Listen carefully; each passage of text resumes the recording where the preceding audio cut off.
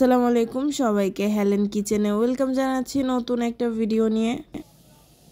আজকে আমি আপনাদের সাথে একটা মজাদার কাবাবের রেসিপি শেয়ার করব, যেটা কাঁচকলা আর চিকেন দিয়ে তৈরি। অনেক বেশি মজাদার একটা শামি কাবাব, যেটা কিন্তু খেলে কিন্তু সবার মুখে লেগে থাকবে। এটা আপনারা চাইলে সন্ধ্যা স্ন্যাক হিসেবেও খেতে পারেন, অথবা গরম গরম ভাত দিয়েও কিন্তু পরিবেশন করতে পারেন। আর এটা বানানো খুবই সহজ। এটার জন্য আমি প্রথমে একটা কাঁচকলা নিয়েছি, আর এই কাঁচকলাটাকে বড় বড় কয়েকটা পিস করে আমি এগুলো ভালো করে বয়েল করে নিব। আর এখানে আমি কাঁচকলা একটা নিয়েছি, আপনারা চাইলে এর পরিমাণ কম বেশি করে নিতে পারেন। তো এখানে আমি চুলায় পানি দিয়ে কাঁচকলাটা সিদ্ধতে দিয়ে দিব। পাশাপাশি একটা চিকেনের পিস নিয়েছি। এখানে এই চিকেনটা একদম সলিড, যেটাও আমি যে কলা আছে ওটার সাথে একসাথে সিদ্ধ করে নেব।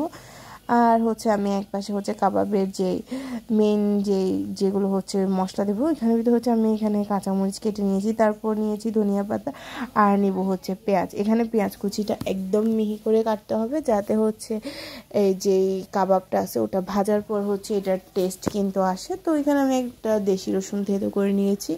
তারপর এখানে প্রায় কলা কিন্তু সিদ্ধ হয়ে এসেছে, সাথে মাংসটাও সিদ্ধ হয়ে এসেছে। একটা কাঁটা চামচের সাহায্যে আমি এটাকে ভালো করে ম্যাশ করে নিয়েছি। আর এরপর চিকেনটাকে ভালো করে ম্যাশ করে নেব। আর চিকেন আর কাঁচকলাটাকে একদম ভালো করে মিহি করে ম্যাশ করে আমার যে ধনিয়া পাতা, কাঁচামরিচ, পেঁয়াজ, তারপর রসুন ছিল ওইখানে দিয়ে দিব। এরপর অ্যাড করব হাফ টেবিল চামচ আমি আদা বাটা, 1 টেবিল চামচ আমি এখানে দিয়েছি চাট মশলা, তারপর দিয়েছি জিরা গুঁড়ো, হলুদ গুঁড়ো, লবণ, আর দিয়েছি লাল কাশ্মীরি যে মরিচের গুঁড়িটা থাকে ওটা, তারপর দিয়েছি চাট মশলা আর ধনিয়া গুঁড়ো। এরপর অ্যাড করেছি গোলমরিচ। এখানে আমি সবগুলো গুঁড়ো মশলা অ্যাড করে দিয়ে দিব সে ম্যাশ করে রাখা কলা আর চিকেনের যেই ম্যাশ করে রেখেছিলাম ওইগুলো দিয়ে দিব। আর ওইগুলো দিয়ে এই মিশ্রণটা অনেক ভালো করে আমি আর এগুলোকে অনেক ভালো করে মিক্স করে এখানে অ্যাড করে দিব প্রায় 2 টেবিল চামচ পরিমাণ তেল।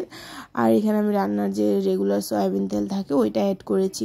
ওইগুলো দেওয়ার পর এগুলো আমি আরও ভালো করে মিক্স করে নিব। আর এখানে আমি যেই চাট মশলার জিরাটা দিয়েছি, যার কারণে অনেক বেশি টেস্ট আসে আর একটা শাহি কিন্তু ফ্লেভার আসে। তো এইভাবে কোনো কৌটা বা এইভাবে কোনো যেই ঢাকনাগুলো থাকে ওটার সাহায্যে আপনারা শেপগুলো দিয়ে দিবেন। এটা অনেক ইজি, কিন্তু আপনারা চাইলে যে কোনো শেপে করতে পারেন, চাইলে হাত দিয়েও কিন্তু শেপ দিতে পারেন, কিন্তু এভাবে করলে এটা কিন্তু দেখতে সুন্দর হয়। তো আপনারা যে কোনো সাইজের করে এই শামি কাবাবটা কিন্তু রেডি করতে পারবেন। আর এখানে কিন্তু কম বেশি কিন্তু সবাই পছন্দ করবে। যারা কিন্তু কাঁচকলা খেতে পছন্দ করে না তাদেরকেও কিন্তু এভাবে কাবাবের মাধ্যমে আপনারা কাঁচকলা কিন্তু বানিয়ে রেসিপিটার মাধ্যমে খাওয়াতে পারবেন। তারপর এখানে আমি তেল গরম করে নিয়েছি। এরপরে আমি অ্যাড করে দিব সবগুলো কাবাব। আর এগুলো দেওয়ার পর মিডিয়াম আঁচে 3 থেকে 4 মিনিট হালকা করে এক পিঠটা প্রথমে ভেজে নিব। তারপর এগুলো একটা স্পুন দিয়ে আমি সবগুলো উল্টিয়ে পাল্টিয়ে দিব, যাতে প্রপারলি যে কাবাবটা আছে ওটা ভাজা হয়ে যায়। আর এই কাবাবটা কিন্তু শুধু আপনারা স্ন্যাক্স হিসেবেও না, এটা গরম গরম পোলাও ভাত যে কোনো কিছুর সাথে কিন্তু পরিবেশন করতে পারে।